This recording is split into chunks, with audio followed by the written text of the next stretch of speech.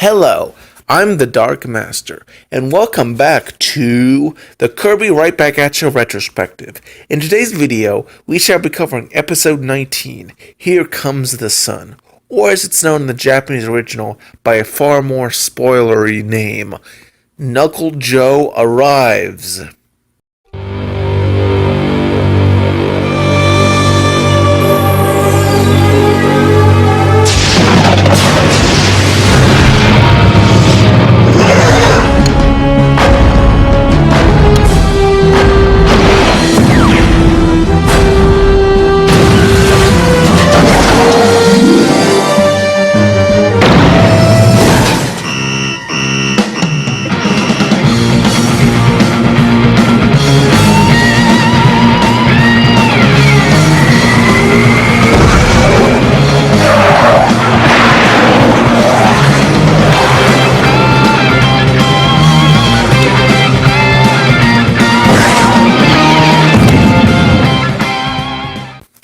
In addition to the episode's title being a reference to the song Here Comes the Sun, recorded by the Beatles, the episode was released as the 17th episode in the US on November 9th, 2002, while the Japanese original was released on February 9th, 2002 as the 19th episode.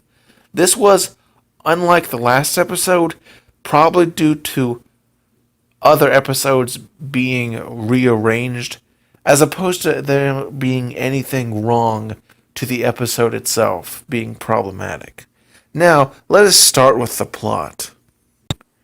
We start with a view of the Digiverse as we see a bolt of light fly across the screen. This appears to be a figure as it comes to some sort of golden door / firewall. Here, we see one of the two cosmetic changes of the episode. In the Japanese original, it is engraved with more details and has the words H&M Co. Network. The English dub removes this and leaves just the silhouette of Nightmare. Strange choice, isn't it? The mysterious figure bursts through there and is greeted by what is a rather annoyed enemy sales guy. He asks what the figure is doing in enemy's website. Apparently they have poor security than Google. And the figure explains that he's looking for a powerful Star Warrior in Dreamland. Sensing an opportunity to destroy this Star Warrior without having to send a monster, this enemy sales guy changes tune and sends the figure to Dreamland to get rid of Kirby once and for all. In the Japanese original, it's implied that he gave the figure some sort of power, but that's removed in the English dub, which does cause some issues, but we'll talk about that later. After we see a Doctor Who intro, we see the figure has arrived at Popstar. I can only assume that space's lack of air is not an issue here, but whatever. After the intro, we see Kirby is carrying a large basket of food because, well, he's Kirby and he eats a lot. He pauses for a moment and looks into the sky. In the Japanese original, there is a sound effect, but the English dub removes that sound effect, so it just kind of pauses for no reason. It's one of those weird negative changes that the English dub just did for some reason, and it's not really justified. Like, why would you remove a sound effect if it wasn't like offensive or anything? What's the point? We then cut to King Dedede's throne room, where we see a button on his throne pressing itself. Kind of creepy, but we see the transportation machine activate, and via the power of reused animation, the unknown figure is delivered to Dreamland. Apparently, this causes a blast which generates an earthquake, which is kind of odd considering that not a single monster up to that point had generated any sort of blast. But I guess he's just that powerful. This interrupts the King's Golf game, and the kids were building a card stack. And as such, both groups plus Meta Knight, Sword Knight, and Blade Knight run into the throne room. Funnily enough, apparently Tough swears in the Japanese original, but the English dub removes it as well as all other profanity. Kind of makes sense because people in the West have a different position on childhood profanity than a lot of Asian countries. Another change is the dialogue between Escargoon and Didi as they run towards the sound. In the Japanese original, Escargoon questions the king by asking if he ordered anything recently, to which the king rightfully denies. In the English dub, the king proclaims it is coming from his room, while Escargoon is relieved as he just cleaned his own room. In either case, Didi sends in a squadron of Waddle Dees to face the threat. Being pathetic, they are easily defeated with blasts, sending them flying into Didi and Escargoon. As the king recovers, the figure walks forward, as both Meta Knight's group and Tiff and Tuff arrive. The figure, at this point glowing, flies down the hall, leaving Tiff dazed as the king orders his men to get that guy.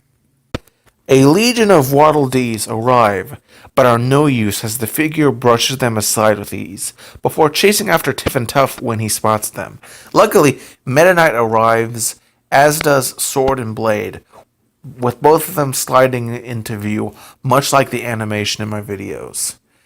Meta Knight, having caused the figure to pause, orders a surrender. Something I rarely point out, but the music in this particular scene, especially in the Japanese version, is just amazing. The figure, picking his nose, even though it doesn't exist, blasts the two other knights, and tries to do the same to Meta Knight. And the two fight for a bit, with the kid dodging Meta Knight's attacks. Meta Knight pauses for a brief moment, but before anything further can be done, King Didi arrives to do a Tiananmen Square tank attack. The king shoots at the figure, leaving a huge hole in his own castle. Kind of walked into that one, king. Assuming victory, the king is pleased, though Escargoon correctly points out the wall's damage. Their joy is cut short, however, when the tank is lifted by the little figure and is sent flying down to the ground, while Tiff and Tuff watch. We then see Didi and Escargoon dazed on the floor. As the glow from the stranger fades, King Didi points out that he's a kid, and the stranger finally introduces himself as Knuckle Joe. Since he's now formally introduced, let's talk about him finally. Knuckle Joe first appeared in Kirby Superstar. In the show, he's voiced by Kevin Kolak in the English dub, who also voiced the wretched Takori, and Mr. Tubon Clay from One Piece. In the Japanese original, he's voiced by the veteran voice actor Minamani Toka, who also voiced a bunch of anime characters I've never heard of. Both did well, but I gotta say, I liked the Boston accent in the English dub far more. It gave him more character, even though it probably triggered the heck out of anyone who's actually from the Bronx, like Tommy C. or Tommy from the Bronx. Why is everyone named Tommy in that region of the world? It's so bizarre. An interesting detail I'd like to point out is that in this initial appearance of his, where he's antagonistic, he has a dark color scheme with purple skin, with white hair, a green bandana, which has a yellow jewel, red shoes, light green gloves, and a red jumpsuit. This is completely different from all his other appearances, but it's very interesting in that it's similar to his game's counterparts, which have a different appearance when they're an enemy as opposed to when they're allied. So it's a nice little touch that you wouldn't notice unless you played the games. Tiff and Tuff are listening, as is Meta Knight, who acts like he recognizes him. Knuckle Joe asks the king where the Star Warrior is. Didi, with a little encouragement, he tries to take advantage of the situation. though was taken aback when the kid calls him Tubby, which is true. After some other shenanigans, the king tells the kid about the Star Warrior Kirby, as Tiff and Tuff look on, confused about it all. We then cut to Kirby's house, where we see the wretched bird Takori yelling at Kirby for eating food. Truly, what a horrible thing for someone to do. As Kirby's eating, the warp star arrives and carries him away from his food. And confused, Takori goes to the window and sees Tuff yelling at Kirby that they have no time to explain, while Tiff promises him lunch later. Takori demands an answer, but Tuff instructs him to go to town, with Tiff explaining that someone is trying to fight Kirby to the death. We then cut to a panning shot of the town square. In the Japanese original, the camera pan starts at Dr. Yabui and Melman the mailman sitting on the bench and ends with a shepherd cappy on the other side. The English dub significantly shortens this camera pan, as it starts with Iroh and Spikehead and ends with Honey at the center of the square. There's a scene of Mabel, Buttercup, and Hannah conversating, which was cut in the English dub. We also see the mayor and Curio playing chess. We also see a different shot of Dr. Yabui and Melman sleeping on the bench because they're elderly. This scene was shortened in the English dub, likely to save time, and unlike most changes, I'm perfectly fine with this. We see Chief Bookums being awakened by Takori, causing him to break his chair. What a douchebag bird. Luckily, karma exists, and a random bolt of lightning hits Takori after he warns the town citizens. Knuckle Joe runs into town, as the citizens look shocked as he pushes them aside. He runs to Kirby's house, kicking a watermelon in frustration when Kirby isn't there. He runs to a random farmer and asks about Kirby. The farmer doesn't know, so Knuckle Joe throws him down and goes elsewhere. He goes to Tuggle's store and gets the same answer, with Tuggle saying Kirby rarely goes here because he lacks money. He then asks Gengu, who is also ignorant. Gus is also asked, who explains that Kirby rarely comes here because Kirby has no car. I would ask how he stays in business. But anyway. He then walks into a bar, in what is one of the few times the English dub didn't see fit to remove a direct reference to alcohol. Very interesting. Though when asking for Kirby, Sammo says he doesn't have him in stock and offers a Shirley Temple, while Knuckle Joe just explodes the entire bar out of frustration. That doesn't sound like a good idea considering alcohol is there, but hey, you do you, Knuckle Joe. Knuckle Joe then talks to the sheriff, who's writing down a record about the whole incident. He asks why Joe wants to meet Kirby, to which the kid explains Kirby is evil and that he destroyed his father and is dangerous. Now, Chief Bookums, knowing Kirby well, is a bit surprised and laughs. Now, of course, when you laugh at the loss of a loved ones, you kind of expect to get hit, and Knuckle Joe does so, punching him through a wall. He then proclaims to do to Kirby what Kirby did to his father. We then cut to night, where we see Doron peering out of the police station. Someone asks him if Knuckle Joe is gone. He's not, as we then see that nearly the entirety of the town's population has been put into one jail cell. Now, either the Cappy town has way less population than I expected, or that jail cell's way bigger than I expected. Gosh darn, some Time Lord technology. We then cut to Kawasaki's restaurant. In the Japanese original, it has a sign that says closed. In the English dub, this was airbrushed out in its entirety, being the second and only other visual change of the episode. It seems like a waste of time/effort, considering it was already written in English, made perfect, reasonable sense. It was just such a minor detail. Like, why would you even spend the time to remove that? We see Tiff peek out of the restaurant, and once the view is clear, she, Tough, and Kawasaki go out carrying a bag of unknown nature. However, while they seem to have sneaked past Knuckle Joe, Escargoon notices them. We then cut to some region near the coast where Kirby is hiding, having hidden him away, and they appear to have brought him food for the little baby. Tiff tries to explain the serious situation to Kirby, who of course is too innocent to understand. Meanwhile, Kawasaki comments the kid is tougher than a steak, which means it's probably inevitable. All this banter is cut short, as King Dedede has found the group's hiding place and led Knuckle Joe right to them. He's confused at first due to Kirby's appearance, but Kirby unintentionally confirms his suspicions.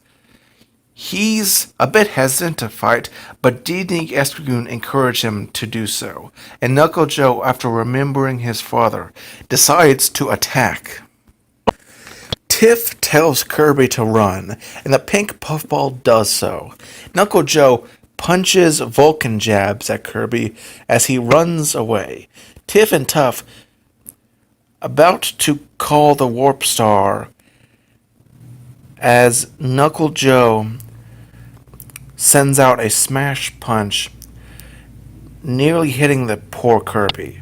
Tiff is again about to call the Warp Star, but she and her brother are bound and gagged by Escargoon.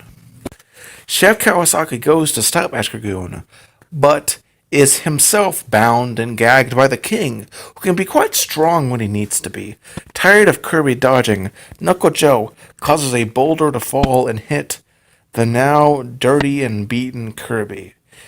Picking up the wary Kirby, he does a one-hand throw, pummeling him into the ground, leaving Kirby heavily dazed. He then does an overhead throw and implants Kirby into the wall as the others watch mortified. Weirdly, the spin kick was changed in the US to a roundhouse kick. It was the only one who had its attack name changed. By the way, they're all references to attacks Kirby can do when he gets a certain ability, which we'll see later.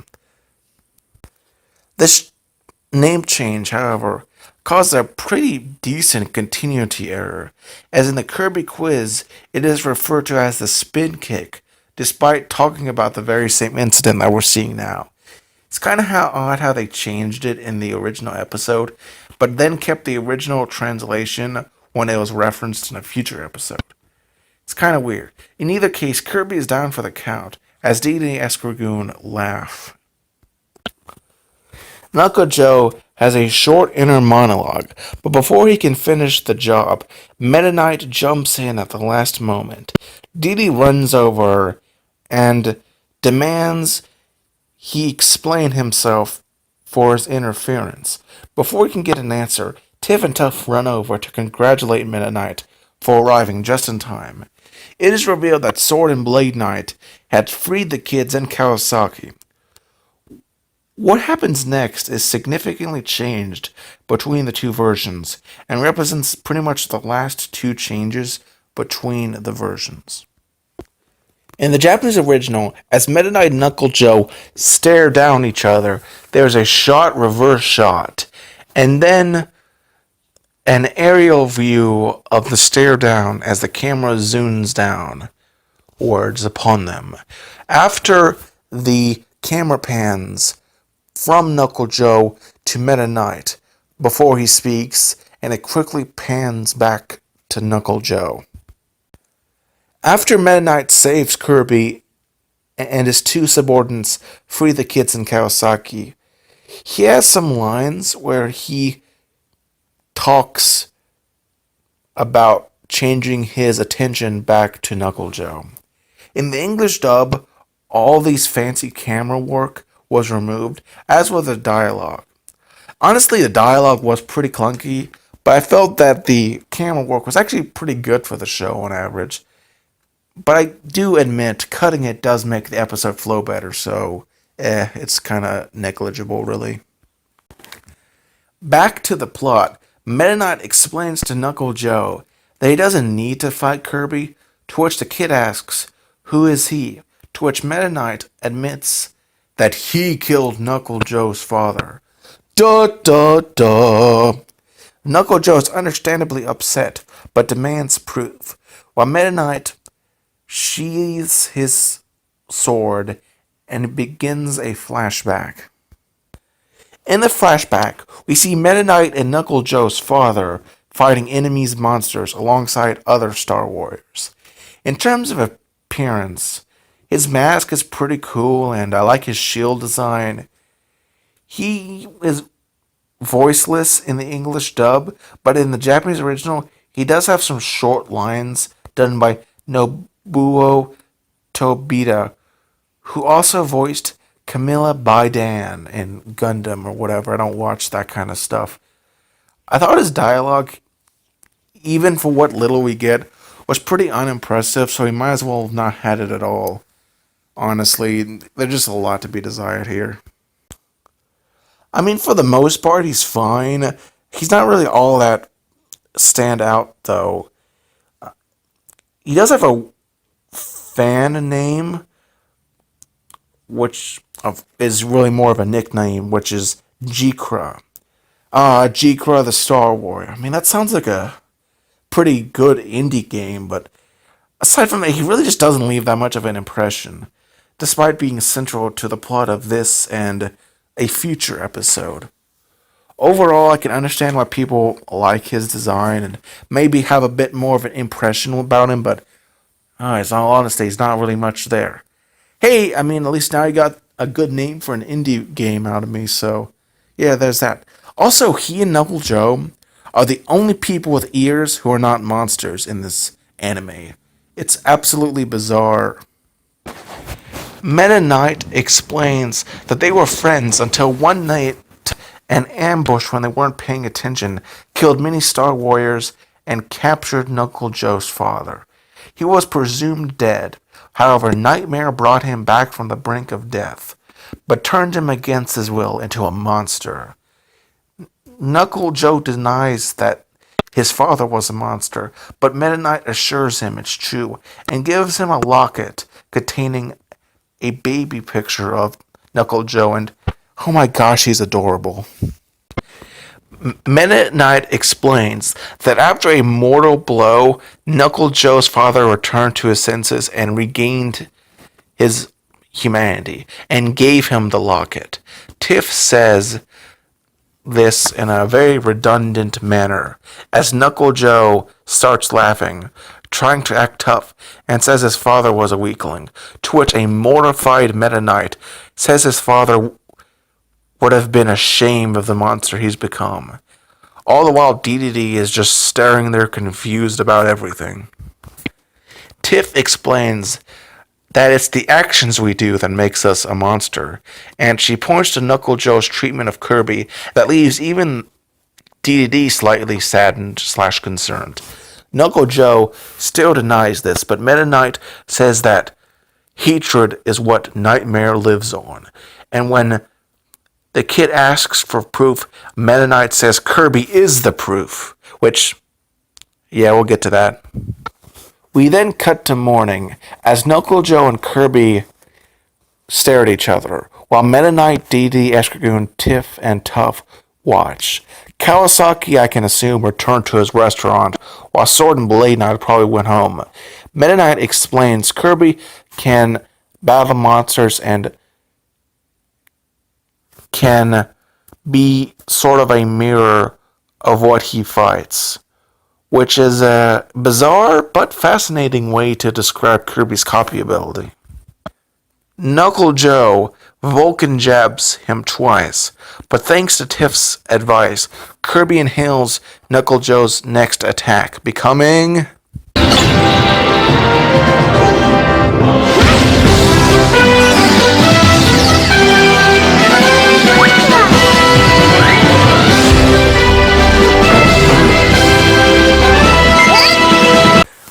So this is Fighter Kirby, who first appeared in Kirby Superstar, and, well, his appearance is pretty much identical to that in-game, making the transition well with a simple red headband.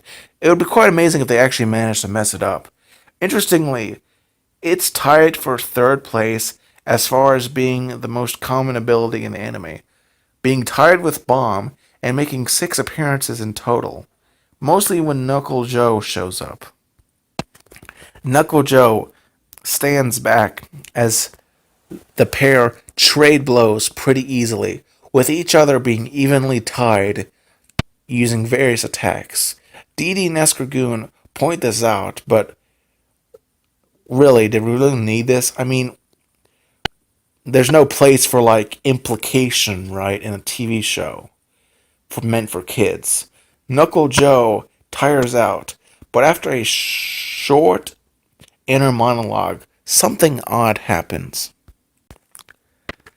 Due to a build-up in rage/hatred, he gets a new power and turns into a new monstrous form, which is perhaps the least interesting thing we've seen so far, being a floating purple ball with angry eyes and needle gloves.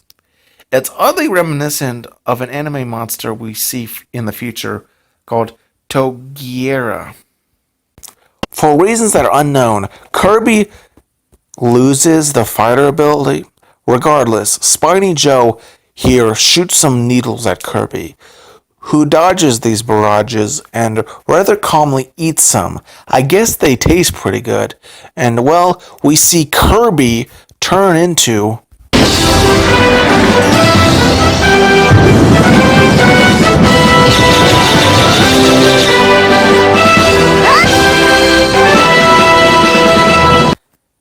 Yes, Needle Kirby, which I covered in quite a bit detail last time.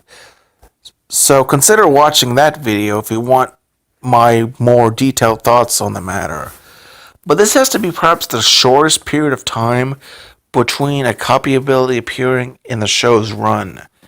Kirby attacks as Meta Knight pleads to Knuckle Joe that Kirby is a mirror and it's not too late for him to turn back, and pleads for him to do so. Meta Knight's warning, plus what I can only assume is Needle Kirby's horrifying appearance, knocks Joe out of it. The hurt, but now normal and back to his senses, Knuckle Joe says he's not a monster, and Meta Knight, understanding him, takes care of him. The next day, we cut back to Dedede's throne room as Knuckle Joe, now a friend, tells Kirby to keep fighting the good fight as the two pick imaginary noses, and Meta Knight presses a button and teleports him somewhere that I just am going to presume is safe. We don't really know where he goes, but anyway, the trio of people there leave, while Dee arrives just in time to see the kid leave through the transportation system. The enemy sales guy, not missing an opportunity to grift, charges the king for that transport that Meta Knight did. Apparently costs a whopping $999,999,999 DDD dollars. Jesus. The two faint from exasperation at the price as we cut to Kirby, Tuff, Tiff, and Meta Knight staring out of one of the castle's balconies, as Meta Knight says to Kirby that Knuckle Joe is on their side now. Kirby jumps into the air, triumphant as the episode ends. Now let's go over the positives, negatives, and my final thoughts. In terms of positives, this episode introduced Knuckle Joe, one of the few recurring guest characters of the week, and arguably perhaps one of, if not the most memorable. This episode also introduced his father, which, while I, in all honesty, didn't have much of an impact to, I have to admit his design's pretty neat. Though, who's the mom? I thought the episode really fleshed out Meta Knight's backstory and just showed how dark his past really was. It very felt natural. Plus, I will say, I thought that the way Kirby's copy abilities were used to mirror Knuckle Joe's was an interesting utilization of them, as opposed to, just fighting a generic monster. But now let's start with the negatives, though there's really only one and a half. The fighter ability, for as much as I like it in both the game and the anime, its first outage is arguably its weakest. In all the other future episodes it's used in a far more exciting and frankly fulfilling manner, as in that it actually fights to a significant degree. Second, I think the message is very hampered, in the Japanese version especially, as it's outright stated that the enemy gave him the ability to turn into the monster we see in the episode. I do think this cheapens the message a bit, and let me explain. Firstly, I think the idea of someone turning into a monster independent of Nightmare is just a very fascinating idea. In the anime, we only ever really see two monsters that are not made by enemy in any way. And trust me, they're not really done well. At least one of them is.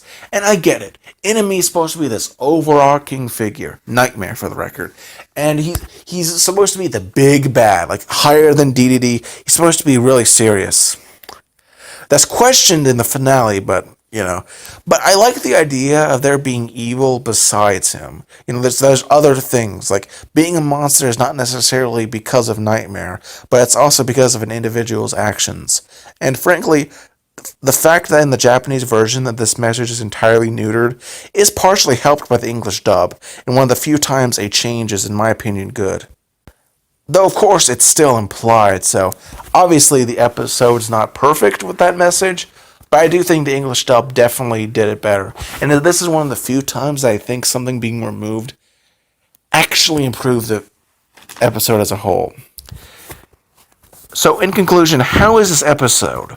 Well, while it does have 2, or technically 1.5 flaws, I would say, compared to the previous episode, which was the second worst in the entire series, this was a pretty amazing episode.